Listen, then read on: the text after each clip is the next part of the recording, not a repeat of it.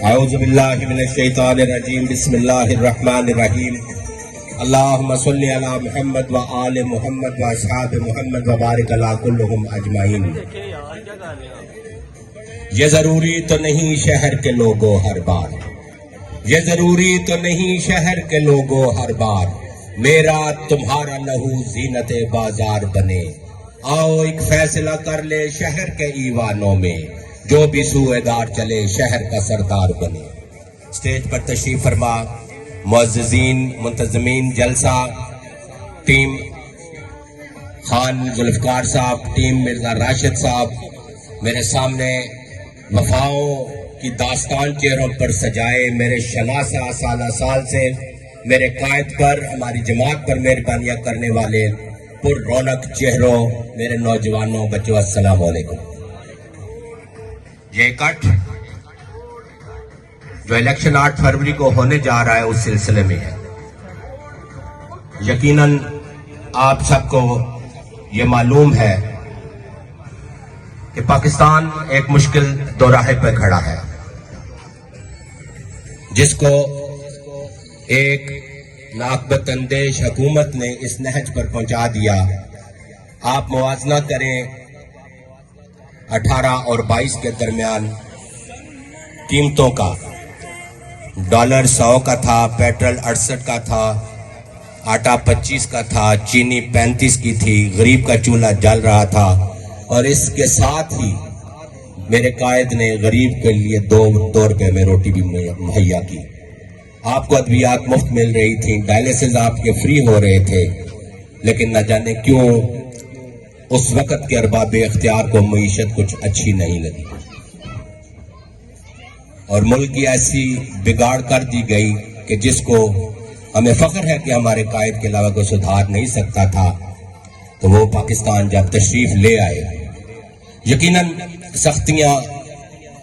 مجھ سمیت تمام مسلم لیگ کے چاہنے والوں پر ہوئیں، لیکن آپ دیکھیں جب میاں صاحب پاکستان تشریف لائے تو نہ ان کی والدہ تھی، نہ ان کی زوجہ تھی۔ اس الیکشن کو آپ ڈیفائننگ مومنٹ کہہ سکتے ہیں۔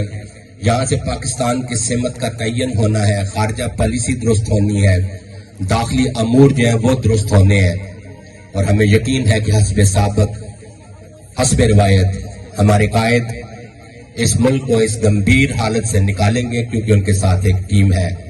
ان کے پاس نہ تو کوئی ایسا وزیر اعلیٰ ہے جو کہے گا کہ ہم ابھی سیکھ رہے ہیں،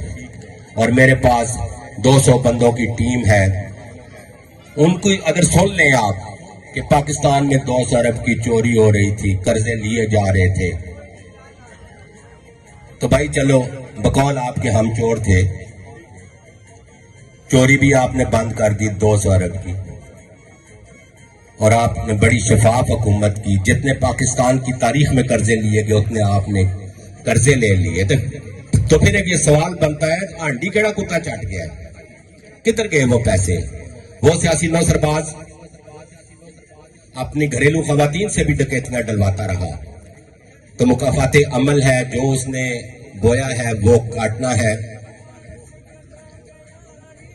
تو آپ نے مہربانی کرنی ہے، آپ کے سامنے چودھری ندیم خادم صاحب PP 26 سے امیدوار ہے،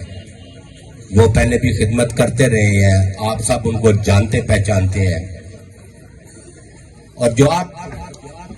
آپ کو جیلم میں قیادت ایک نئی فراہم کی گئی ہے، حلقہ NA 60 میں سے نوجوان قیادت، پڑھی لکھی قیادت، بلال اظہر کیانی، ان کے والد گرامی بھی طب کے شعبے میں اپنی خدمات میاں صاحب کے ساتھ بھی انجام دے چکے ہیں، اور اب بھی وہ دے رہے ہیں۔ پڑھے لکھے ہونے کے ساتھ آپ سب ان کو ٹاک شو میں دیکھتے ہیں، آپ سب ان کو قیادت کے ساتھ دیکھتے ہیں، اور ہمیں خوشی اس بات کی ہے، اطمینان اس بات کا ہے کہ اپنی لیڈرشپ تک ان کی ڈائریکٹ رسائی بھی ہے۔ تو انشاءاللہ تعالیٰ یہ دونوں نوجوان مل کے ہمارے جیلم میں جو مسائل ہیں، سیوریج کے مسائل ہیں، روڈز کے، انفراسٹرکچر کے، تعلیم کے، صحت کے، یہ مل کے انشاءاللہ تعالی بہتر کریں گے۔ آپ بالخصوص نوجوانوں نے خود کو 8 فروری کو اٹھ کے اپنی ماؤں بہنوں کو بیٹیوں کو پولنگ سٹیشن سے پہنچانا ہے، اور میں امید کرتا ہوں کہ آپ لوگ کوششوں کاوشوں سے 12 بجے تک ہمارے میکسیمم ووٹ جو ہیں وہ پول ہو جانے چاہیے، اور بالخصوص لیڈیز کے پول جو ہیں آپ پہلے ووٹ جو ہے پہلے پول کرائیں گے، اور اللہ تعالیٰ انشاءاللہ سرخرو کرے گا، شیر کا نشان جیتے گا، غریب کے لیے آسانیاں پیدا ہوگی، پاکستان ایک مرتبہ پھر ترقی کرے گا۔ تو اس شعر کے ساتھ اپنے قائد کے لیے یہ شعر کہہ کے میں اجازت چاہوں گا۔ کار کار چڑیاں جمدیاں تے کار کار جمدے کان، کار کار چڑیاں جمدیاں تے کار کار جمدے کان، ورلے گھراں وچ جمدے ہنس جنہاں دے ناں، میاں نواز شریف زندہ باد، پاکستان پائندہ باد۔